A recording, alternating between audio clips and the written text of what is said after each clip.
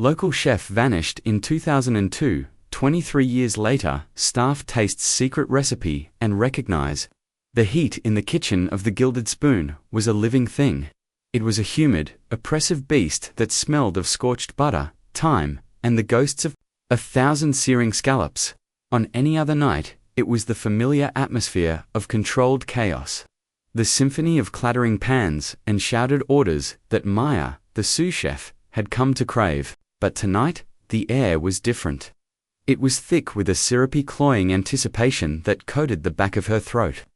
It was the night of the revival. 23 years. That's how long the restaurant's most famous, most dish had been locked away in the culinary vault of its owner's memory. The Dubois Cassolette, Geneviève Dubois, now a spectre in her own establishment. A woman of 85, with eyes like chips of polished obsidian and a spine forged from steel, had finally relented. For the restaurant's 50th anniversary, she had summoned head chef Julien to her office, a dusty wood-paneled crypt overlooking the main dining room, and presented him with a single, yellowed recipe card. Her hands, gnarled with arthritis but still unnervingly steady, had trembled almost imperceptibly as she passed it over. "The time has come," she had whispered, her voice a dry rustle of leaves. "They have never forgotten it. Give them what they want." And so, the kitchen was now a temple, preparing for a holy sacrament. The recipe card itself lay under a protective sheet of glass on the main prep station, its edges frayed, its cursive script faded to a ghostly brown. It felt less like a recipe and more like a cursed artifact. The ingredients were listed with an almost poetic vagueness. A winter's measure of tabe beans, soaked in yesterday's sorrow, a trinity of fowl, rendered in their own fat. The butcher's secret sausage. It was this last item that had caused the most consternation. Julien had a special delivery brought in that morning from a private purveyor. Geneviève had sourced a nondescript white van that had parked in the alley. The meat was a deep, unsettling crimson, almost black at the edges, with a marbling of fat so dense it looked like spiderwebs of ivory. It was unlike any pork or lamb Maya had ever seen. "What is this, chef?" she had asked Julien, her voice low as he inspected the delivery. Julien, a man whose smiles were as rare as truffles in a desert, had simply grunted, his focus entirely on the slab of meat. "It's what the recipe demands," he'd said, his tone forbidding further questions. He was a loyal soldier to Geneviève, a man who had built his career on her legacy. And he would not tolerate dissent, especially not tonight. Now, hours later, the cassolette simmered in a colossal Castilian pot, a cauldron fit for a witch's brew. The lid was on, but the aroma that escaped was already working its strange magic on the kitchen staff. It was intoxicating, complex, and deeply, deeply unsettling.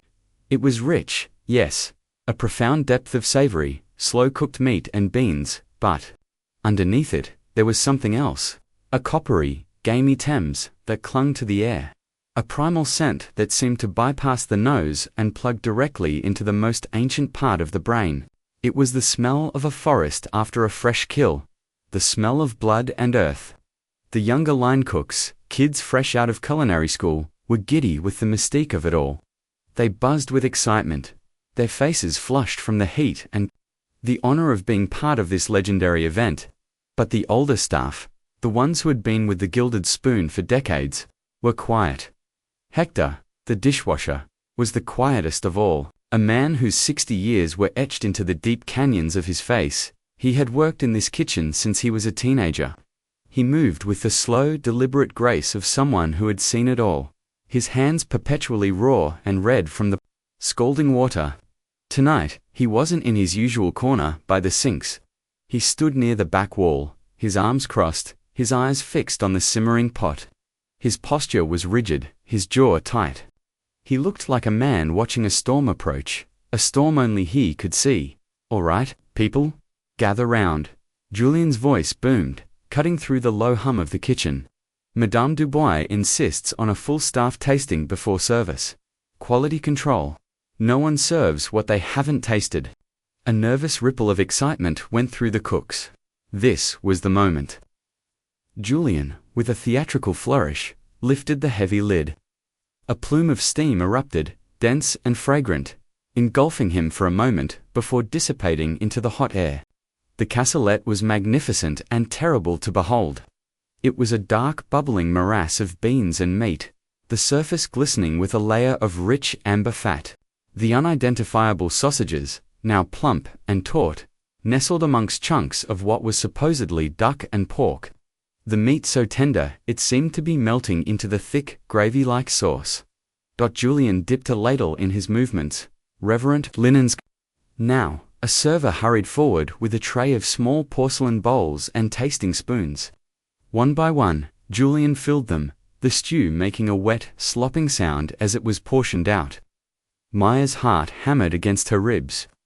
This was more than just a dish, it was a piece of history. A legend she was about to consume. She took her bowl, the porcelain hot against her palm. The staff formed a loose, reverent circle around the pot. Julian took the first taste. He closed his eyes, his stern face softening for a fraction of a second.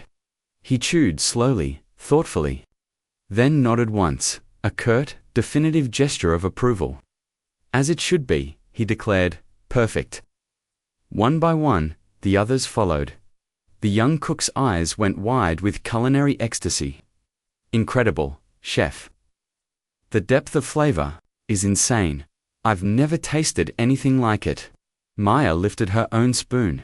The aroma was even more potent up close. That strange, metallic undertone was sharper now. A high, thin note that vibrated at the edge of the rich, savory symphony. She hesitated, her eyes flickering over to Hector. He hadn't moved. He hadn't taken a bowl. His face, usually a mask of weary placidity, was now ashen. He was staring at the pot with an expression of such profound, abject terror that a chill, entirely unrelated to the kitchen's air conditioning, snaked its way up Maya's spine. His lips were moving, but no sound was coming out. Hector, Maya called softly. Aren't you having any? Her voice seemed to break a spell. Hector flinched, his eyes darting towards her as if seeing her for the first time. He shook his head, a violent, jerky motion. No, he rasped, his voice hoarse. No, I cannot. Julian's head snapped up. What did you say, old man? Everyone tastes Madame's orders. I cannot, Hector repeated, his voice gaining a desperate strength. He took a step back, bumping into a stack of clean pans that clattered to the floor with a deafening crash. The sound echoed in the suddenly silent kitchen. Everyone froze, spoons halfway to their mouths, staring at the old dishwasher.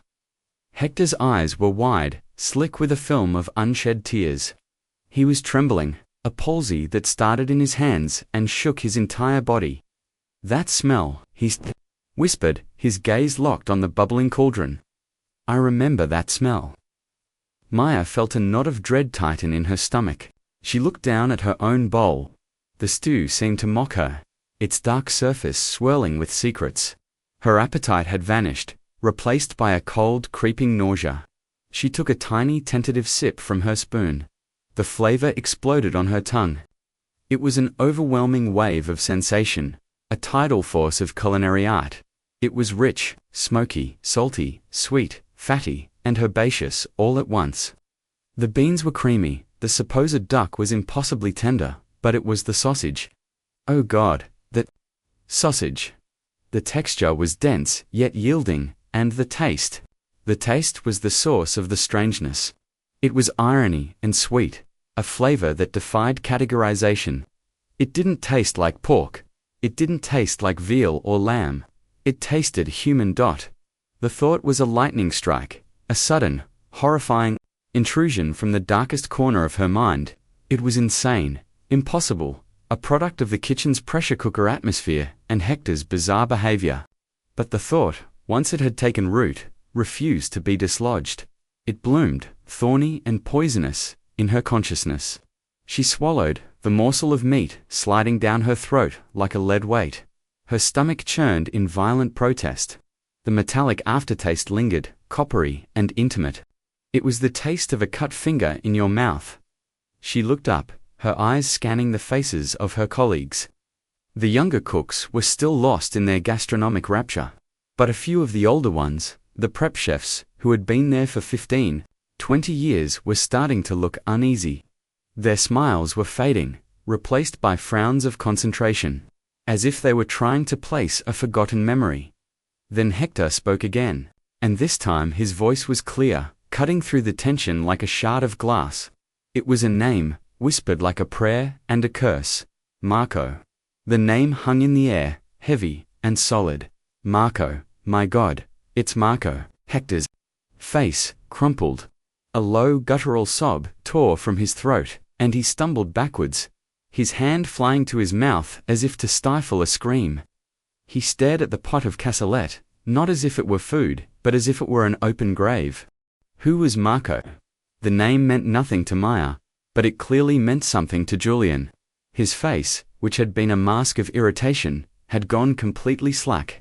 The color drained from his cheeks, leaving behind a waxy, sallow pallor. He stared at Hector, his mouth slightly agape. "Shut up, Hector," Julian hissed, his voice a venomous whisper.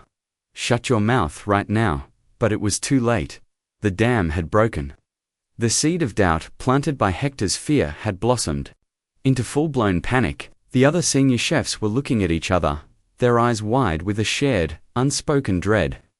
The name had unlocked something in their minds, a memory they had long since buried. Maya felt her blood run cold. She backed away from the pot, her own bowl slipping from her numb fingers and shattering on the tiled floor. Her gaze was drawn, as if by a malevolent magnet, to the wall above the spice rack. It was the restaurant's wall of fame, a collage of faded photographs documenting 50 years of history, group shots of staff, celebrity diners, newspaper clippings. Her eyes scanned the photos, jumping from year to year, until they landed on a large, slightly overexposed picture dated summer 2002. It was a picture of the kitchen staff from that era. A younger, less severe, Julian stood in the front. A much younger Hector, smiling, was off to the side. And in the center, with his arm slung around a beaming Genevieve Dubois, was a man of about 55.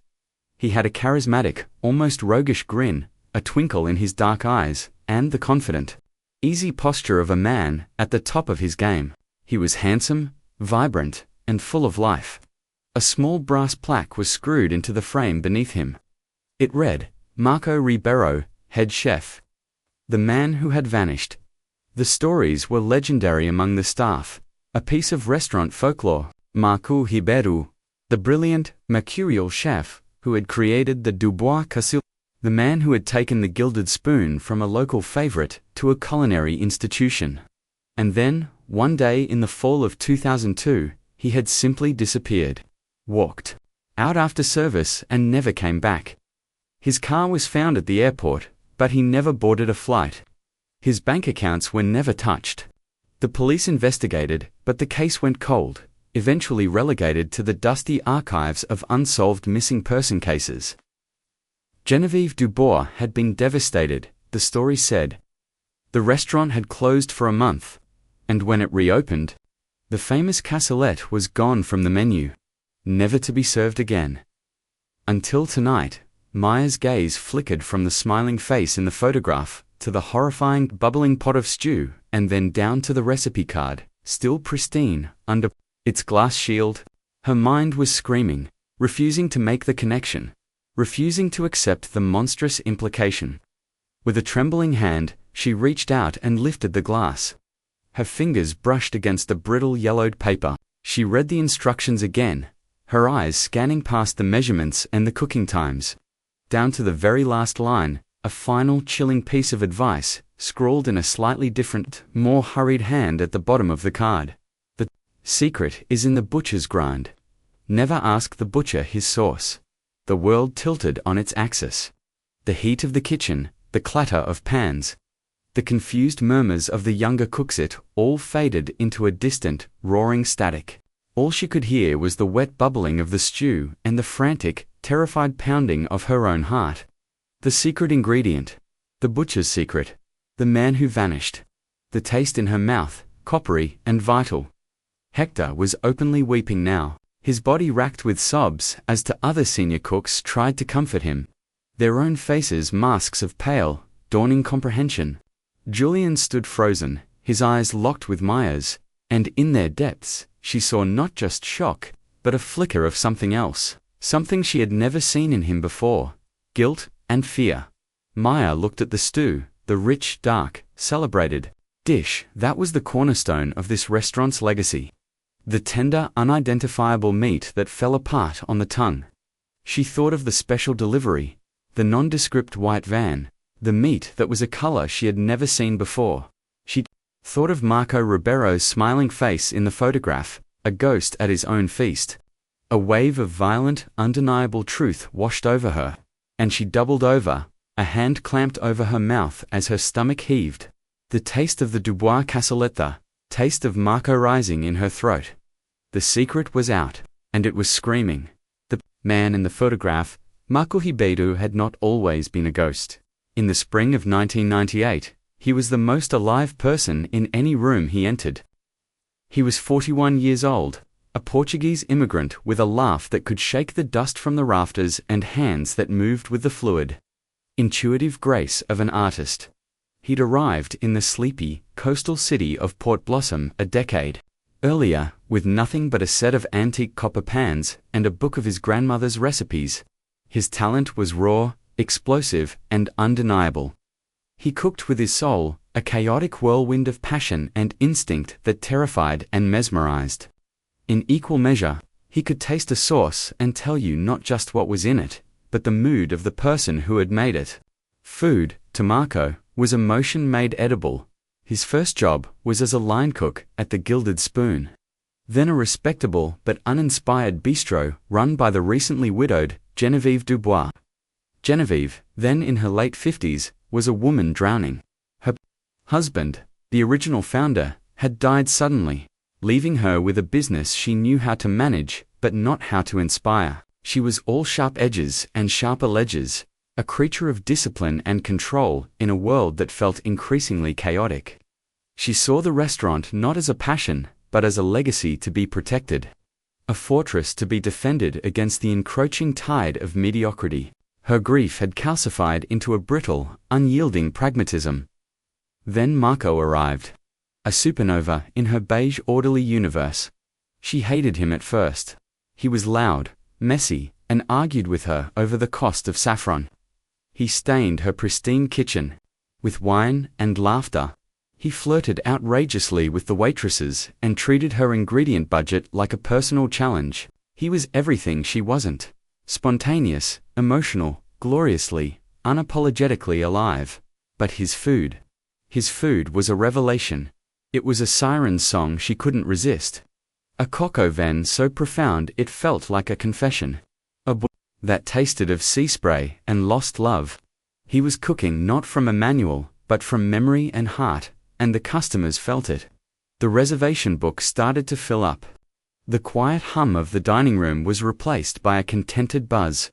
Genevieve watched him from her office. A reluctant voyeur to his genius. She saw the way the other cooks orbited him, drawn to his fire. One of them was a young Julian, then a quiet, intensely ambitious apprentice with a chip on his shoulder the size of a cinder block. Julian was a technician. He was precise, meticulous, and joyless in his cooking. He followed recipes to the letter. His plates, perfect geometric compositions that lacked a single ounce of soul. He watched Marco with a toxic cocktail of awe and resentment. He coveted Marco's talent, but he despised his effortlessness. To Julian, who had fought for every scrap of recognition in his life, Marco's innate genius felt like a personal insult, a cosmic injustice. He was Salieri watching Mozart. A man of craft staring at a man of magic and hating him for it. The other acolyte was Hector, the dishwasher. To Hector, Marco was not a rival, but a savior. Marco was the first person in that kitchen to see him as more than just the man who scrubbed the pots. He learned Hector's name, asked about his family, and always, at the end of a long night, would plate up a perfect portion of the staff meal just for him. The man who cleans the battlefield is as important as the general, Marco would say with a wink, sliding a plate of perfectly braised short ribs across the pass. For that small kindness, Hector would have followed him into hell. He became Marco's shadow, his confidant in the quiet pre-dawn hours when the two of them were the only ones left in the kitchen.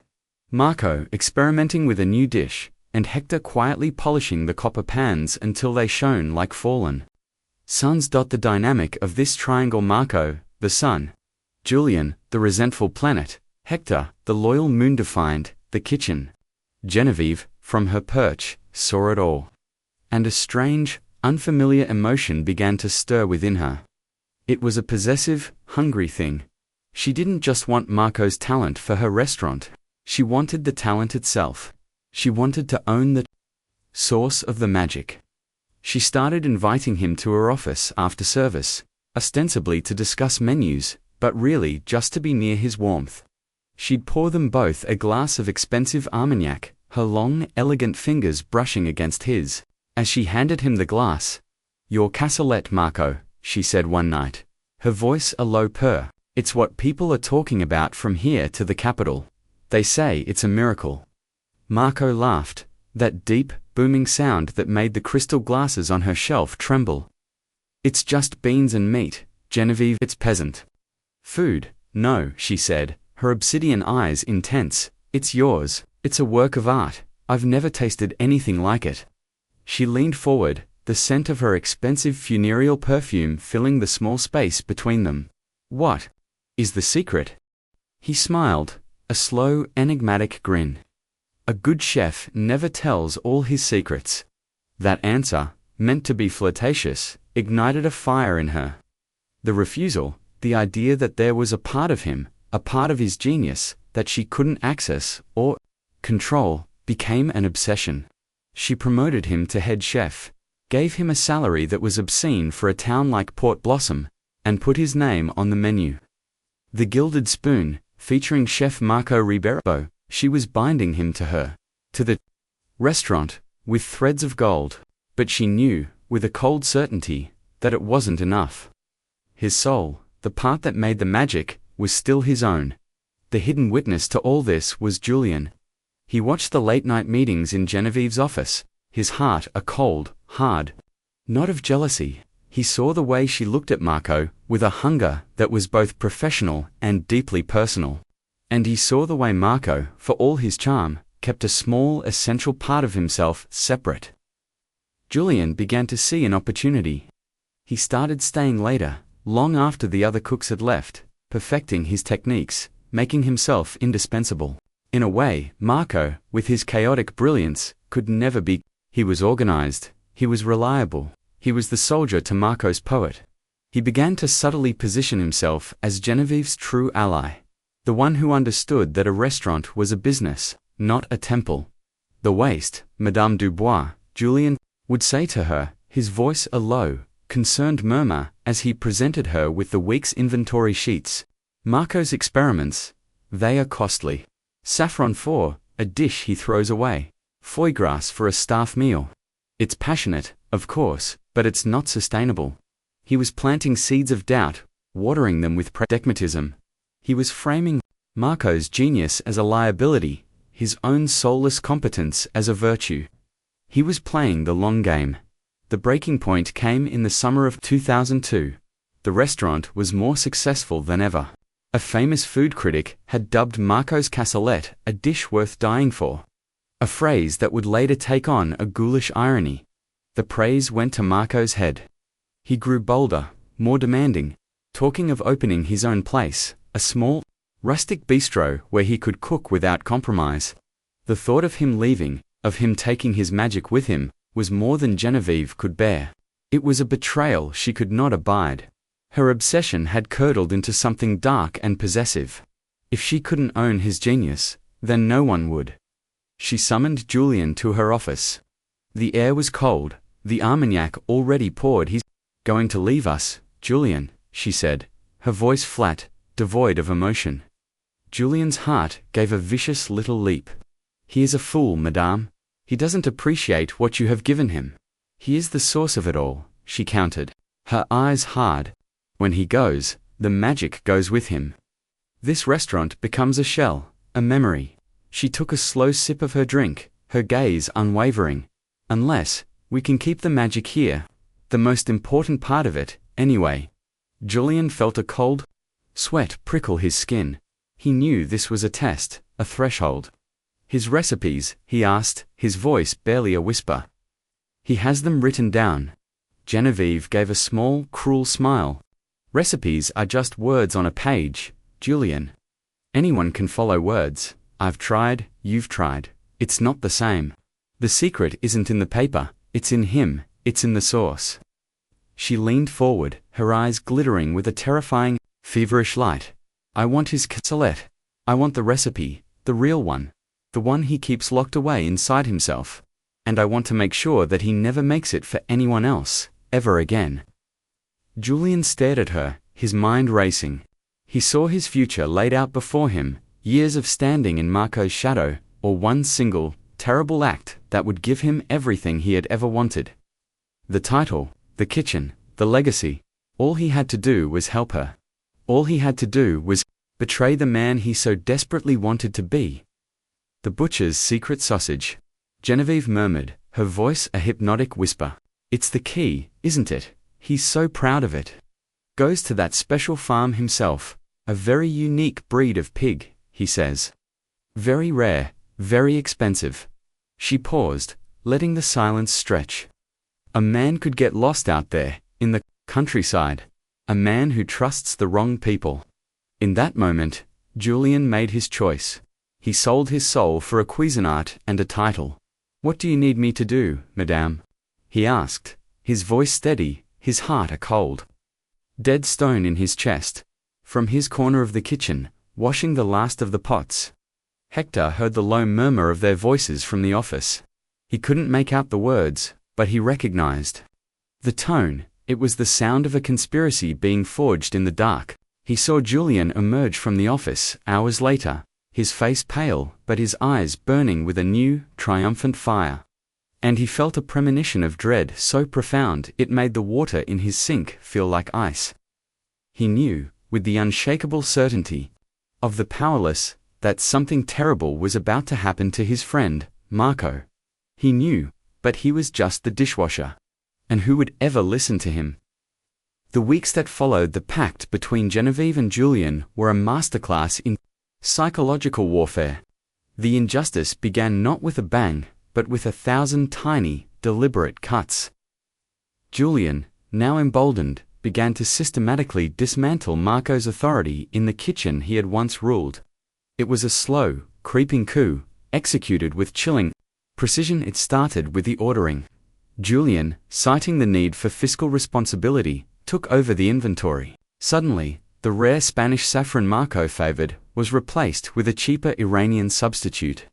The beautiful, fat marbled ducks from the local farm were switched out for frozen, commercially raised birds. Each change was small, almost insignificant on its own, but together they were a constant, grating reminder to Marco that his palate, his instincts, were no longer the law of the land. What is this, Julian? Marco would demand, holding up a package of pale, sad-looking pork. This has no flavor. It has no soul. It's water and sadness. Julian would simply shrug, his face a mask of false sympathy. Madame's new budget. We are a business, Marco, not your personal pantry. He said the word business like an indictment. The conflict escalated. Julian began to reinterpret Marco's dishes. He'd add a sprig of this, a dash of that, altering the delicate balance of flavors Marco had spent years perfecting. He'd send out a plate, and when a compliment came back from the dining room, Julian would accept it with a small, knowing smile, as if the improvement were his own. It was a campaign of culinary gaslighting. He was stealing Marco's art, one plate at a time, and daring him to object. The humiliation was public and relentless. During the pre-service briefing, Julian would openly question Marco's choices in front of the entire staff. Are you sure about the amount of garlic in the aioli, Marco? The last critic mentioned it was a bit aggressive. He was painting Marco as a relic, a once great artist who had lost his touch. The younger cooks, who had once revered Marco, began to shift their allegiance. They saw Julian as the future. Disciplined, professional, and, most importantly, endorsed by Genevieve, Marco felt like he was losing his mind. The kitchen, once his sanctuary, had become a hostile territory. The joy he found in cooking was curdling into a bitter, helpless rage. He confronted Genevieve, storming into her office with a plate of Julian's bastardized bouillabaisse. "Genevieve, you have to stop him," he pleaded, his voice cracking with frustration. "He is destroying everything. This isn't my food anymore, it's a cheap copy. Can't you taste the difference?" Genevieve looked up from her ledgers, her face impassive. She took a delicate bite from the spoon he offered, chewed thoughtfully, and then set it down. "It tastes profitable, Marco," she said, her voice as cold as the bottom of the ocean. "The customers are happy. The margins are up, perhaps. A little less soul is exactly what our bottom line needed." That single sentence broke something in him. It was a betrayal so profound, so complete, that it stole the air from his lungs. He had poured his heart into her restaurant, made her a fortune, and she had just dismissed his life's work as an accounting error. He saw then that she had never cared about his art. She had only ever cared about what it could give her. He was just a tool, and his usefulness was coming to an end. The danger, when it came, was subtle. Marco started noticing things. A gas knob on the stove, left slightly open after his station was cleaned. A box of heavy cans placed precariously on a high shelf, right above where he usually stood to prep. A slick of oil, seemingly accidental, left on the floor by the walk-in freezer. Each one was a small, plausible accident, but they kept happening. He felt a constant low-level hum of anxiety, the feeling of being hunted in his own territory. He tried to talk to Hector, the only person he felt he could still trust. "He's trying to hurt me, Hector," Marco said one night, his voice a low, paranoid whisper as they sat in the alley behind the restaurant. "Julian, he's trying to drive me out, or worse." Hector's face was a mask of sorrow. He had seen it all. He had seen Julian's smirks, heard Genevieve's cold dismissals. He had been the one to find the loose gas knob and tighten it. The one who had quietly cleaned up the oil slick before Marco could slip. His conscience was a screaming, terrified animal trapped in the cage of his fear. He was an undocumented immigrant. His whole family depended on the meager salary he earned, scrubbing pots. To speak up against Genevieve and Julian would be to lose everything. It would mean deportation, ruin. And so, he stayed silent. "Be careful, Marco," was all he could manage to say.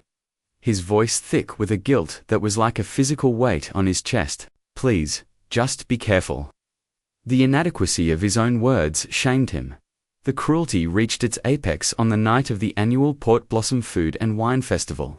It was the biggest culinary event of the year, and, for the first time, Genevieve had insisted that Julian, not Marco, represent the gilded spoon. The chosen dish was of course the but this time, Julian would be the one to cook it, live, on the main stage. Marco was ordered to stay behind and run the restaurant's regular service. It was the ultimate humiliation, a public stripping of his title and his legacy. He spent that night in a daze, moving through the kitchen like a ghost. He could hear the distant cheers from the festival grounds, and he imagined Julian on that stage, accepting praise for a dish he hadn't created, a soul he hadn't earned. The food he cooked that night was technically perfect but utterly lifeless. For the first time, he understood Julian's cooking. Because he was finally cooking without joy.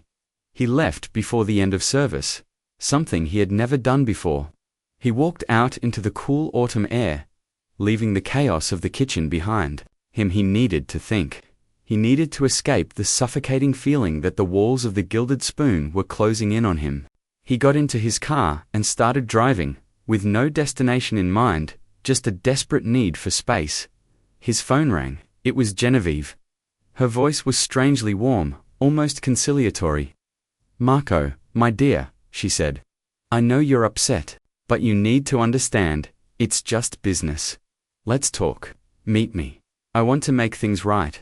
A flicker of hope, foolish and desperate, ignited in his chest. Maybe he had been wrong. Maybe she finally understood. Where? He asked. The old farm, she said. The one where you get the pork for the cassoulet. You know the place. The butcher is there. He has something special for you. For us, a peace offering. The dread returned, colder and sharper this time. The butcher. The man was a hulking, silent figure who Marco had only ever met a handful of times. He ran a secluded, private farm deep in the countryside, a place with no name and high fences. There were rumors about him, dark whispers in the local pubs, that he had connections to unsavory people, that he could make things disappear. Genevieve, don't be a fool, Marco. Her voice hardened, the warmth evaporating. This is your last chance. Be there in an hour. The line went dead. He sat in his car on the side of a dark road, the phone still pressed to his ear. He knew it was a trap. Every instinct in his body was screaming at him to drive in the opposite direction, to disappear, to run and never look back. But he thought of his recipes, his name on the menu, the years of his life he had poured into that place. He couldn't just let them take it. He had to face them. He had to get his life back. He turned the car around and headed towards the farm, a lamb driving himself to the slaughter. He didn't see the car that pulled out from a side road and began to follow him, keeping a careful, professional distance. He didn't see Julian in the passenger seat, his face pale and set in the glow of the dashboard lights. The conflict was over. The time for brutality had arrived. The farm was a black hole in the fabric of the countryside. The gravel road leading to it was a mile long and unlit, bordered by dense, skeletal trees that clawed at the night sky. The only light came from a single, bare bulb hanging over the entrance to a large, corrugated steel barn, casting a sickly, yellow pallor on the muddy ground. As Marco pulled his car to a stop, the engine's rumble died, plunging the world into a profound and unnerving silence. The air was cold and smelled of damp earth, manure, and something else, something metallic, and faintly sweet, like old blood. He saw Genevieve's sleek black sedan parked near the barn. A light was on inside. He took a deep breath, the cold air stinging his lungs, and got out of the car. His footsteps made a soft crunching sound on the gravel, a sound that seemed obscenely loud in the stillness. He was walking into the belly of the beast, and he knew it. But the fighter in him, the proud, passionate artist who refused to be erased, wouldn't let him turn back. The barn door was slightly ajar. He pushed it open. The space inside was cavernous and chillingly sterile. The floor was concrete, stained, with dark, irregular patches, and sloped towards a large drain in the center. Rows of sharp gleaming hooks hung from steel rafters like instruments of torture. On one side of the barn stood a massive industrial-grade meat grinder, its chrome funneled wide enough to swallow a man's head. On the other side was a long steel table, scrubbed clean but for a few faint rust-colored smears. This was not a farm. This was an abattoir. Genevieve was standing by the table, a silhouette against the harsh light. She was holding a glass of wine. Standing beside her was the butcher, a man mountain with a shaved head and dead, emotionless eyes. He wore a thick leather apron, also stained dark. And stepping out from the shadows behind the grinder was Julian, his face a mask of pale, sweaty determination. Marco, Genevieve said, her voice smooth as silk. I'm so glad you could make it. We have so much to discuss. Marco's heart hammered against his ribs, but he held her gaze. There is nothing to discuss, Genevieve. I want my kitchen back. I want him. He jutted his chin towards Julian, out. Genevieve smiled, a thin predatory curving of her lips. Oh, my dear, I think you misunderstand the situation. I'm not here to make demands. You are here to give me what I want.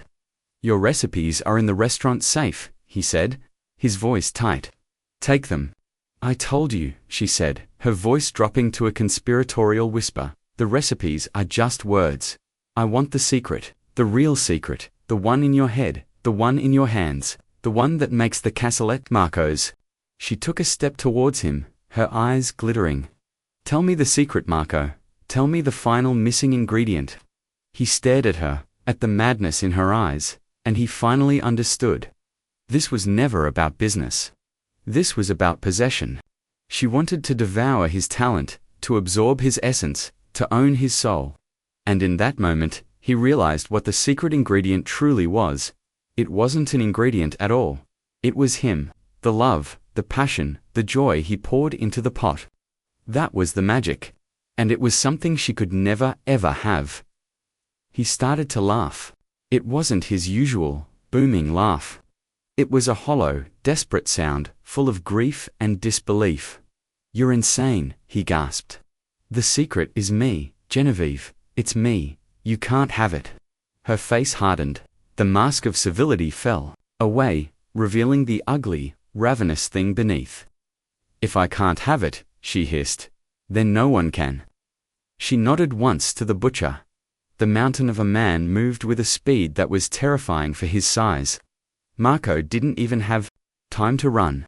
The butcher's massive hand clamped down on his shoulder, fingers digging into his flesh like steel talons.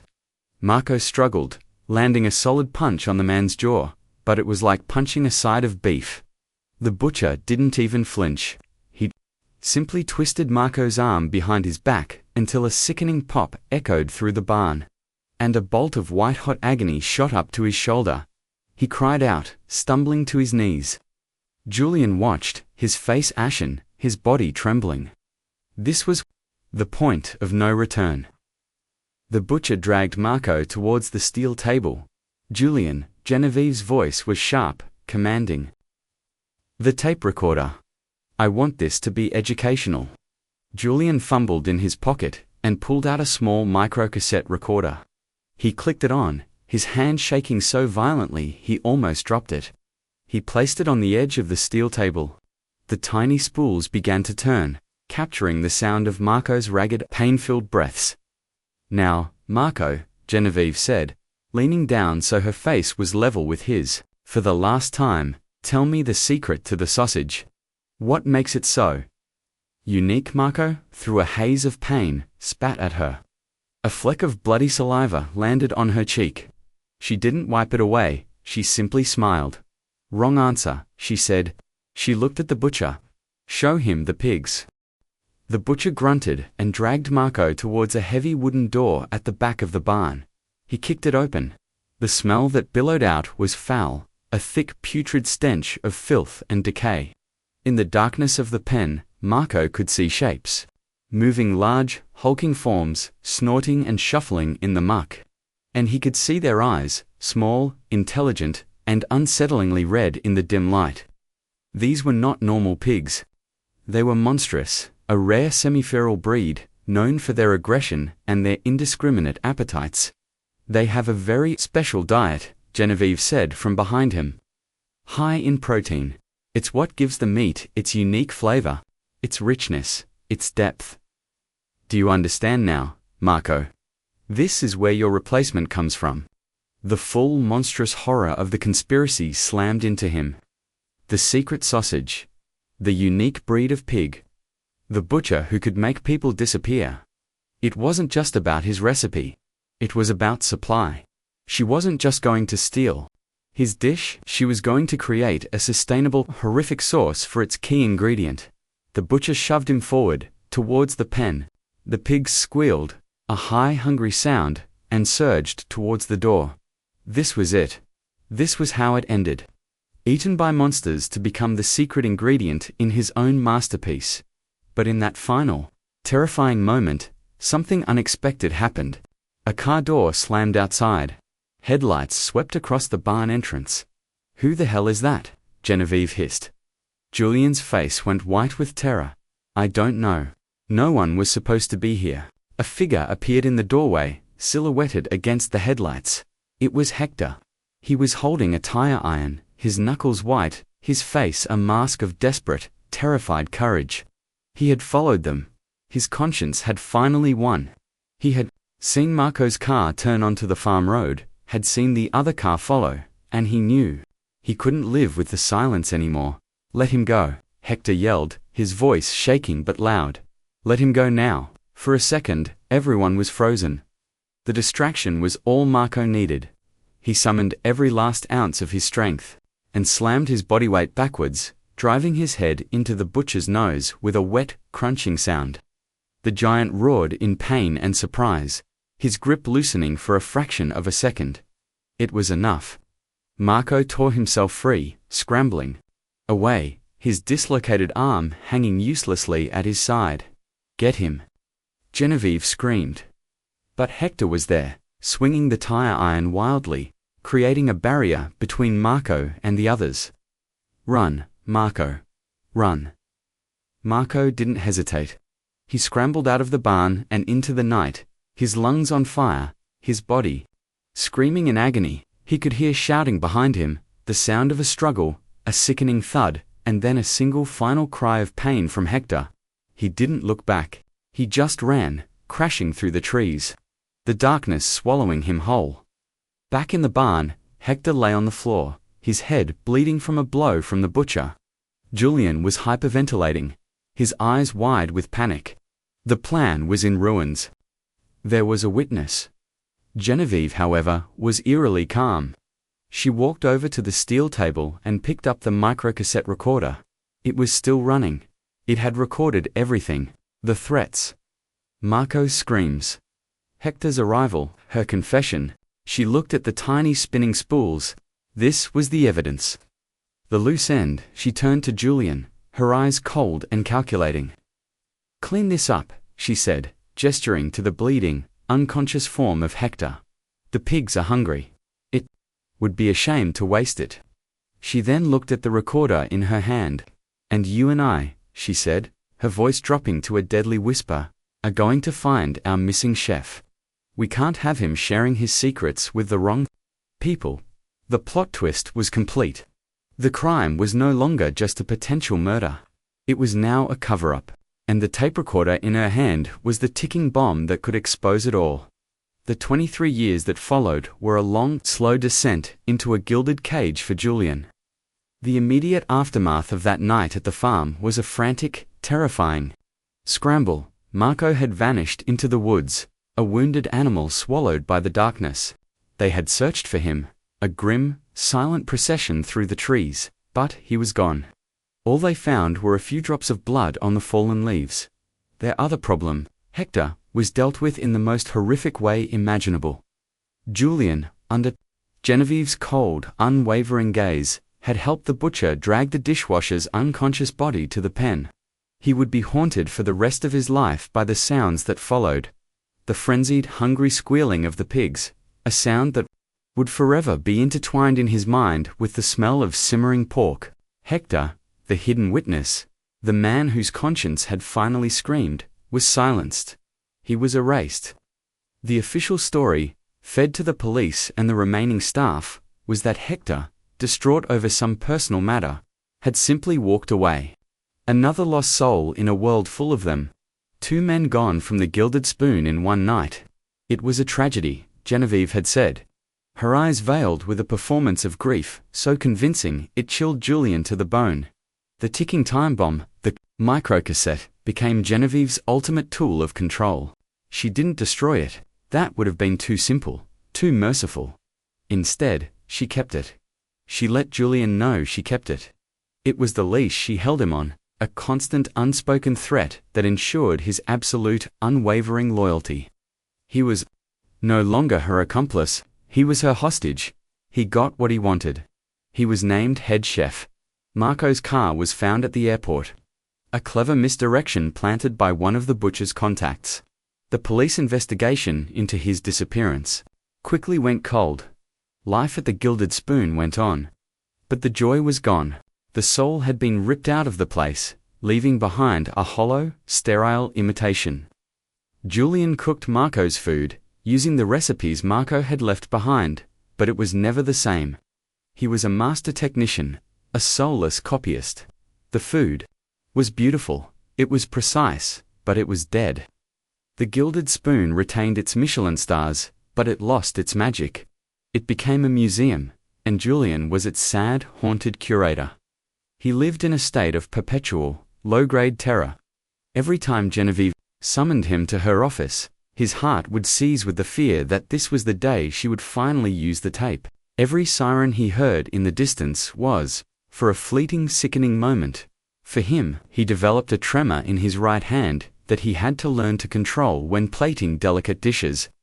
He drank heavily, alone in his apartment, trying to drown the sounds from the pigpen, the memory of Hector's face, the ghost of Marco's laugh. Genevieve, meanwhile, thrived. She had what she wanted: control. She had the restaurant. She had the legacy of the cassoulet, which she wisely kept off the menu, turning it into a legend, a mythologized dish from a golden era. And she had Julian's soul locked in her safe next to the tape. She aged, but she did not soften. Her power became more absolute, her command over her little kingdom more complete. The secret she held was a source of immense private satisfaction. It was her ultimate victory. The hidden clue, the cassette itself, lay dormant for over 2 decades. Genevieve kept it in a small, fireproof safe, hidden behind a false wall in her office, the same office where she had once seduced and condemned Marco. It was her secret heart, the black withered thing that powered her long life. She would, on rare occasions, take it out and look at it. A queen admiring her most precious, most terrible jewel. The catalyst for its resurfacing was, ironically, her own mortality. In the spring of 2025, at the age of 85, she was diagnosed with a terminal illness. The doctors gave her 6 months. The news did not make her reflective or repentant. It made her desperate. Desperate to cement her legacy, to have one last, glorious moment in the spotlight. She decided that for the restaurant's 50th anniversary, she would do the unthinkable. She would bring back the siasol. It was a final act of supreme arrogance and cruelty. It was a message to Julian. I still own you. You will do this for me. And it was a final, twisted tribute to Marco, the man whose genius she had both coveted and destroyed. She would use his ghost to burnish her own legend one last time. The decision sent Julian into a spiral of panic. For 23 years, he had managed to keep the horror locked away in a dark corner of his mind. Now, he was being forced to recreate the very dish that was the symbol of his damnation. And this time, there would be a new generation of cooks. In the kitchen, people with fresh eyes and sharp minds, like the inquisitive new sous chef, Maya. The week before the anniversary dinner, Julian's paranoia reached a fever pitch. He was convinced someone would figure it out. He was convinced he would slip up, say the wrong name, that the tremor in his hand would betray him. He became obsessed with the tape. He had to know if it was still there, if it was still safe. Late one night, after service, fueled by whiskey and terror, he did something he had never dared to do before. He broke into Genevieve's office. He knew the combination to the main safe. She had given it to him for restaurant business, but he had never known about the hidden compartment. He searched the office frantically, his hands shaking, his breath coming in ragged gasps. He ran his fingers along the wood paneling, tapping, listening, until he found it, a small section of the wall that sounded hollow. He pried it open with a letter opener, his heart pounding, and there it was. A small, black fireproof box. It wasn't even locked. He opened it. Inside, nestled on a bed of faded velvet, was the micro-dash cassette. He stared at it, the physical embodiment of his life's great sin. He should have destroyed it, thrown it in the incinerator, smashed it with a hammer. But a morbid, self-destructive curiosity took hold of him. He had to hear it. He had to know what it had captured. He took the tape back to his own office, a small windowless room in the basement. He still had an old microcassette player in his desk drawer, a relic from his early days as a chef, used for dictating notes. With trembling fingers, he inserted the tape and pressed play. The sound that filled the small room was thin and tinny, but the horror was as fresh as if it had happened yesterday. He heard his own voice, young and sycophantic. He heard Genevieve's, cold and commanding. He heard Marco's laugh, then his pleas, then his scream of pain. And then, most horrifyingly of all, he heard Hector's voice, shouting, "Courageous!" And then the sickening thud, as the butcher's weapon made contact. He listened to the entire thing, frozen in his chair, as the ghosts of that night filled the room. When it was over, he didn't feel relief. He felt a profound, bottomless despair. The tape was worse than he remembered. It was a complete, unabridged confession. It was enough to send both him and Genevieve to prison for the rest of their lives. He sat there for a long time, the tape recorder on the desk in front of him, and then, a new thought began to form in his mind. A desperate, treacherous idea. For 23 years, Genevieve had held this tape over his head. It was the source of her power over him. But what if it could become the source of his power over her? The public scandal, the humiliation. He could use it to destroy her, just as she had destroyed him. But he was on the tape, too. His voice was there, condemning him. It was mutual, assured destruction. Unless he could edit it, the thought was audacious, insane. But he was a desperate man. He spent the next 2 nights, locked in his office, painstakingly working on the tape. He used a simple, old-fashioned technique, splicing the thin magnetic ribbon with a razor blade and Scotch tape. It was meticulous, nerve-wracking work. He carefully, precisely, cut out every instance of his own voice. He removed his agreements, his sycophantic whispers, his panicked breathing. He edited the narrative, transforming himself from an active co-conspirator into a silent, terrified bystander. He left in Genevieve's commands, Marco's screams, and Hector's final, heroic cry. When he was done, the tape no longer told the story of a conspiracy. It told the story of a monstrous queen and her butcher, with 2 victims and 1 silent, terrified witness, him. He put the doctored tape back in the fireproof box, back in the hidden compartment, and closed it up. He was playing with fire, a fire that could consume him completely. But for the first time in 23 years, he felt a flicker of something other than fear. It was a sliver of power. He didn't know that his late-night activities had not gone unnoticed. Maya, the sous chef, had been working late herself, experimenting with a new dessert for the anniversary menu. She had seen the light on in Julian's basement office. She had seen him through the small window in the door, hunched over his desk, his face illuminated by a small lamp, looking like a man dissecting something unholy. She had seen the tape recorder. She hadn't thought much of it at the time, but she had filed the memory away. Now, standing in the kitchen, the taste of Marco's cassoulet in her mouth, the sight of Hector's name, bringing Julian to his knees, the memory of that night came rushing back. The tape recorder. The chef's frantic secret work. The pieces began to click into place in her mind, forming a picture of terrifying clarity. The conspiracy was real. And somewhere in this restaurant, there was a clue. There was proof. The stakes had just shifted from a horrifying kitchen secret to a public crime. And Maya knew, with a certainty that both terrified and thrilled her, that she had to be the one to find it.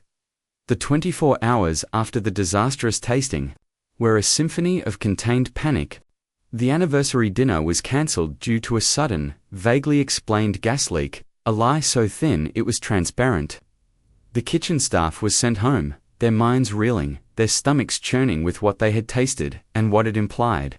The air in the Gilded Spoon, once thick with anticipation, was now heavy with the suffocating weight of a shared, unspeakable secret. Maya couldn't sleep. The coppery, metallic taste of the cassoulet lingered in her mouth like a stain. The image of Marco's smiling face in the old photograph was burned into her memory, juxtaposed with the horrifying realization of what had been in that pot. This wasn't just a culinary scandal. It was a monstrous crime, a story of ambition and cruelty so profound it felt like something from a Gothic novel. And she, along with the rest of the staff, had been made unwitting participants. They hadn't just cooked the evidence, they had eaten it. The thought made her physically ill. Her mind kept returning to Julian, to his ashen face, his panicked denial, and the memory of him hunched over that tape recorder in his basement office. It was a clue, a loose thread in a tapestry of horror, and she couldn't let it go.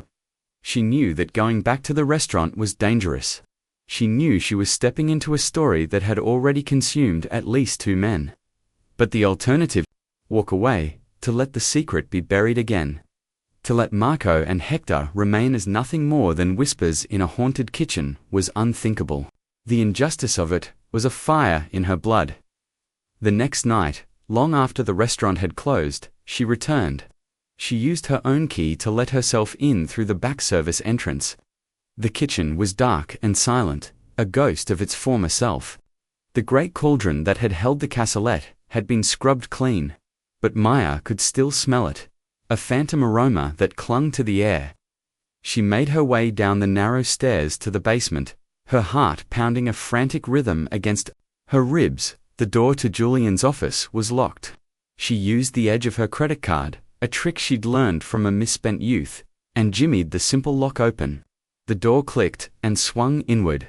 The office was small and tidy, a testament to Julian's meticulous nature.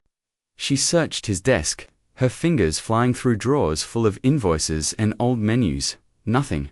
She checked the filing cabinets, the bookshelves. Still nothing. Frustration began to bubble up inside her. Maybe she had been wrong. Maybe the tape recorder had been for something innocent. Then her eyes fell on the wall behind his desk. It was covered in framed awards and old photographs, a shrine to his long career. One of the frames, a picture of him shaking hands with the mayor, was hanging slightly askew. A flicker of intuition, sharp and certain, sparked in her mind. She walked over and straightened the frame. As her fingers brushed against the wall behind it, she felt it. A small, almost imperceptible seam in the drywall. It was a hidden compartment. Her breath hitched. She used her fingernails to pry it open. Inside, nestled in the dark cavity, was a small black fireproof box. She lifted it out, her hands trembling. It was heavier than it looked. She opened the lid. There, on a bed of velvet, lay the microcassette. Proof. She didn't have a player. She thought for a moment, her mind racing. Then she remembered the restaurant's old security office, a dusty room upstairs that hadn't been used in years, a relic from a time before digital surveillance. There was bound to be old equipment. There, she crept upstairs, the box clutched to her chest like a holy relic. The security office was exactly as she remembered. A time capsule from the early 2000s, a stack of bulky VCRs, dusty monitors, and, on a shelf, an old combination VCR cassette player. She blew a layer of dust off the top, plugged it in, and inserted the microcassette with an adapter she found in a drawer. She put on a pair of old crackling headphones, took a deep, steadying breath, and pressed play. The cinematic payoff was not a courtroom bombshell. It was something far more intimate, far more brutal, and far more public. It happened the next day. At the press conference, Genevieve had called to clear the air about the cancelled anniversary dinner. The main dining room of the Gilded Spoon was packed. Local news crews, food bloggers, and city dignitaries filled every seat. Their cameras and microphones pointed at the small podium set up at the front. Genevieve Dubois stood there, a picture of frail, elegant sorrow. Julian stood a few feet behind her, his face a grim, stony mask. "It is with a heavy heart," Genevieve began, her voice trembling with expertly feigned emotion, "that I must address the unfortunate rumors that have followed the cancellation of our anniversary celebration." She spoke of the gas leak, of her deep disappointment, of her unwavering commitment to the legacy of the Gilded Spoon. It was a masterful performance as she spoke. Maya moved through the back of the room, unnoticed. She walked up to the restaurant's state-of-the-art sound system, a system she knew intimately. With a few clicks on the control panel, she rerouted the audio input, switching it from the microphone at the podium to the headphone jack of the small portable cassette player in her hand. The player that held the truth. Genevieve was reaching the crescendo of her speech. The Gilded Spoon has always been a family. And like any family, we have known our share of tragedy. We still mourn the loss of our brilliant chef Marco and our dear, loyal Hector. At that moment, Maya pressed play. The first sound that crackled through the high-end speakers was not Genevieve's voice, but the tinny, recorded sound of Julian's Madame's new budget. "We are a business, Marco, not your personal pantry." A confused murmur went through the crowd. Julian's head snapped up, his eyes wide with shock. He hadn't edited that part out. He had only edited out his complicity in the murder, not his role in the preceding cruelty. Then came Marco's voice, full of passion and rage. "This isn't my food anymore. It's a cheap copy." Then Genevieve's cold and clear as a winter sky. "It tastes profitable, Marco." The room went silent. Every camera turned from Genevieve to the speakers, as if the sound itself were an apparition. Genevieve froze, her face a mask of disbelief. Julian looked like he was about to be sick. The tape continued, an auditory nightmare playing out in pristine digital sound. They heard the confrontation at the farm. Genevieve's voice. "Tell me the secret, Marco, the one that makes the Marco's cassette." Marco's desperate, laughing reply. "You're insane. The secret is me, Genevieve. It's me." And then, the final damning confession. Genevieve's hiss. "If I can't have it, then no one can."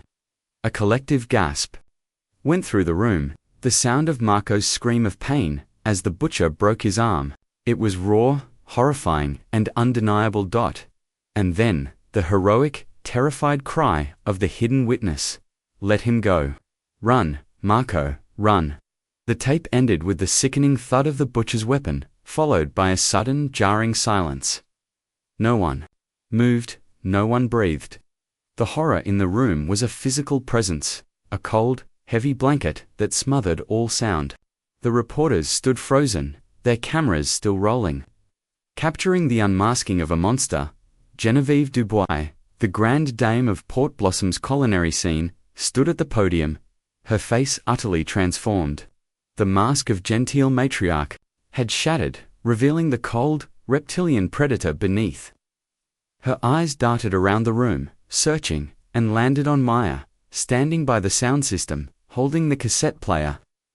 The look in her eyes was one of pure, undiluted hatred. Julian, seeing the original, unedited tape being played, crumpled. It was over. His desperate gambit had failed. He fell to his knees, a low, wretched sob tearing from his throat. A confession of guilt, more eloquent than any words. The first flashbulb went off, a brilliant, blinding pop of light. Then another, and another. The room erupted into a frenzy of shouting and chaos. News crews surged forward, microphones shoved in Genevieve's face. She didn't speak. She simply stared, her empire crumbling around her in the space of 90 seconds. The arrest was public, brutal, and swift. The police, alerted by a dozen frantic 911 calls from the press conference, swarmed the restaurant. They led a stunned, silent Genevieve and a weeping, broken Julian out in handcuffs. Past the flashing cameras and the horrified faces of the community that had revered them for decades. The poetic justice was in the exposure. Genevieve's greatest fear, the loss of her reputation, the destruction of her legacy, was realized in the most public and humiliating way imaginable. She wasn't just arrested, she was exposed. Her name, once synonymous with elegance and success, would now forever be linked with cannibalism, murder, and a cassette made from secrets and lies. The story didn't just break, it exploded, a viral supernova of horror that ensured the ghost of Marco Ribeiro would never be forgotten. The aftermath was a quiet, haunting echo. The Gilded Spoon was closed forever, its doors chained, its windows boarded up like the eyes of a corpse. The name, once a beacon of fine dining, became a macabre landmark, a place where tourists would stop and take pictures, whispering the gruesome story of the chef who was served as a special. Genevieve Dubois died in prison awaiting trial, her body finally succumbing to the illness that had, in its own way, brought the truth to light. She died alone, her legacy not one of culinary genius, but of monstrous depravity. Julian, in exchange for a lesser sentence, gave a full confession. He led the investigators to the farm, which had been abandoned for years. In the soil of the overgrown pigpen, beneath a thick layer of mud and thyme, they found what was left of Hector, a few bone fragments and a tarnished silver locket he always wore, a picture of his wife and daughter inside. They were the only parts of him the pigs hadn't consumed, but they never found Marco. Julian swore he had escaped. that he had run into the woods and disappeared. For months, search parties combed the forest, but they found no trace, no body, no bones. He had vanished as completely as if the earth had swallowed him whole. The official record listed him as presumed dead, another victim of Genevieve's insatiable hunger. Maya left Port Blossom. She couldn't stay in a town where every restaurant, every meal, felt haunted. The fame she gained from exposing the crime was a heavy, uncomfortable coat she didn't want to wear. She moved to a small, quiet village in the mountains and opened a little bakery. She made simple things: honest bread, sweet pastries, food that held no dark secrets. Years passed. The story of the Gilded Spoon faded from a national scandal into a piece of grisly local folklore. One crisp autumn afternoon, a man walked into Maya's bakery. He was in his late 60s, with a warm, weathered face and a slight limp. He had kind, dark eyes that seemed to hold a universe of old sorrows. He moved with a quiet, deliberate grace. There was something vaguely familiar about him. He ordered a coffee and a small almond croissant. As Maya served him, he looked at her, a long, searching gaze. "You have a good hand with the pastry," he said, his voice a low, gentle rumble with a faint, unplaceable accent. "You cook with your heart. It's a rare thing." Maya smiled, a polite, professional gesture. "Thank you." "I knew a chef once," the man continued, his eyes distant. "A young woman, very much like you. Ambitious, brave. She worked in a place full of ghosts." A chill went through Maya. She looked at him again, really looked at him this time. At the map of lines on his face, the twinkle in his dark eyes, the scar that ran along his hairline, partially hidden by his silver hair. She saw the ghost of a younger, more charismatic face. A face she had only ever seen in a faded photograph. Her breath caught in her throat. "Marco," she whispered, the name feeling alien and wholly on her tongue. The man gave a slow, sad smile. "I haven't been that person for a very long time," he said. He had survived that night, had made his way to a monastery deep in the woods where the monks had tended to his wounds and his shattered soul. He had lived there for years, in silence, finding a quiet peace in anonymity. He had let the world believe he was dead because, in a way, the man he had been truly was. He had read about what she had done. He had followed the trial from a distance, had seen how she had brought the truth to light, how she had given a name back to Hector's memory. He had waited all these years, until the noise had died down, until he could be sure it was safe. To find her, he reached into his coat pocket and pulled out a small worn leather-bound book. He pushed it across the counter to her. "These were his," he said softly. "He would have wanted you to have them." Maya opened the book. The pages were filled with elegant handwritten script. It was a recipe book. His recipes, his soul, written in ink.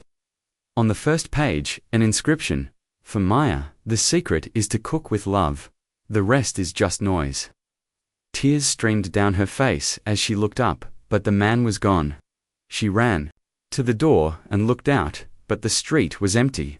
All that was left was the lingering aroma of coffee, the worn recipe book on her counter, and the bittersweet piece of a ghost, finally laid to rest. The story had ended not with a bang, but with a quiet exchange in a sunlit bakery, a passing of the torch. The cost of the truth had been immense, but, in the end, it had nourished something new. It had allowed for a small, fragile, and honest kind of healing, and that, Maya knew, was a flavor worth savoring.